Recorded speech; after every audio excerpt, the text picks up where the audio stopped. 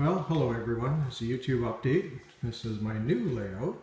For those of you who've been following on Facebook, lots of stuff happening here.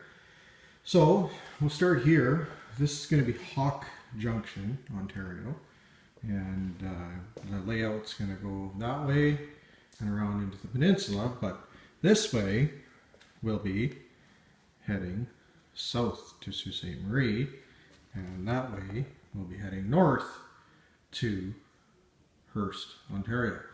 So this way, it's actually a little bit wrong than the prototype, but this is the way my helix is going to work. So the layout's going to extend along that wall, and then around here will be the helix. And the helix will go up several rounds to get to the second level, which will go around the entire outside wall, all around here, all around there, all down that wall, and end up over there at Michipicoten Harbor. And the train will stop, pick up the loaded ore cars and limestone, such like that, and we'll deposit the empties back, and then head all the way back, all the way around, all the way down there, all the way, and then down the helix and back into Hawk Junction. Basic layout plan. So there's the bench work plan right there, and the L-girder plan. So we're working on several different areas right now. So we'll go for a little tour. So if you're going to Hearst, you'd be leaving Hawk, and then you'd travel a short distance, you go around a corner, and you'd be into Franz, Ontario, where it's going to interchange with the Canadian Pacific Railway. The interchange at this point, there's actually going to be tracks that are going to sit down on top of these joists, which will have CP trains staged on them. So there'll be 2 tracks or 3 tracks. It'll pop up, go across at Franz, and then the CP tracks will pop back down onto the layout and kind of hide underneath Hawk Junction. So when you're actually doing an operating session or interchange trains here, CP will come up, pop up, do its work, and hopefully pop back down and hide underneath the layout, as if it was a transcontinental railway. So leaving Franz, there's going to be a backdrop in the middle here to divide the 2 halves of the peninsula. You're going to come around here, it's going to be a passing siding on this side of the peninsula. You're going to come around the corner, big sweeping corner here with about a 30-inch radius. Going to be in the middle is going to be a big mountain of trees and Northern Ontario rock face and that sort of thing. You're going to come around the corner, and you're going to end up going across the 3 floating trestles at Oba Lake. So we should look pretty cool along this side. 3 big floating trestles. And the layout's going to come around. You're going to come around this corner, and then you're going to be into Oba, Ontario. And Oba, on the prototype in Algoma Central, interchanges with the Canadian National Transcontinental Railway. And at Oba, the tracks parallel each other.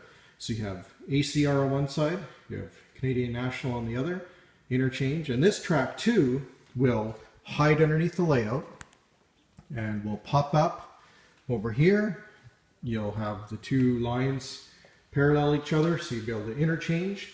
And then it'll pop back down again, and down that side will hide underneath the layout along that skinny section where the peninsula is.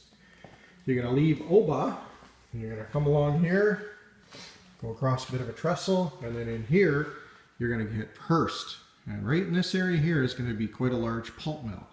Not on the real prototype, but I wanted to have a pulp mill to add some switching operations to the layout. So kind of thinking that south Hearst, and then from here you're going to have the Y at Hearst, and if you were to go to the left, you'd go west, and if you would go to the east, you'd go to Cochrane, Ontario, on the Ontario Northland. So this is where the Algoma Central ends, and there's actually trackage rights on the Ontario Northland Railway. So this is going to be Hearst, Ontario. Several tracks, some industrial type stuff, interchange tracks with the ONR, ACR tracks, that sort of thing. And you're going to come around here, and the layout's actually going to sweep around the corner here, where some staging tracks. There's going to be a drop down here with 3 or 4 staging tracks, and it's going to duck underneath the helix and then tie back in over here with Hawk Junction. So if we're doing operating sessions, we can actually stage some trains back off the layout. But if it's just me running, well, I can only run one train at a time. So entire layout, again, will be set in the mid-fall, early fall. The second section, or the second level, will be late fall, early winter in the middle part here. So trains will be number 1 or number 2, which is the entire passenger train that goes from one end of the line to the other. 5 and 6, which are different turns that go to Oba, Franz, and up to Hearst. And then there's going to be the ore trains, which will take the ore from the Hawk Junction, the empty cars, and bring loads back. But I'm not doing the entire Michipicoten Harbor branch. It would be far too big to do. So I'm doing from, say, Wawa, the other side of Wawa, all the way to the Michipicoten Harbor. So be able to have some really good running.